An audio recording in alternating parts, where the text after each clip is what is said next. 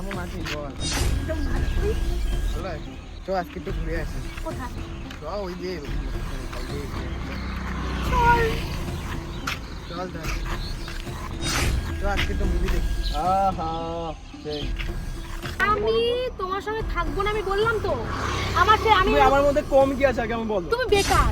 আমি চলো, চলো, চলো। আমি বেকারের সাথে থাকতে আচ্ছা আমার পারবো না। কথাটা শোনো, আজকে ভালো করে একটু ঘুরবো ফিরবো। আমি চলো, চলো, পারবো না, চলো, আমি চলো, থাকতে বসো বসো। আরে কি হলো?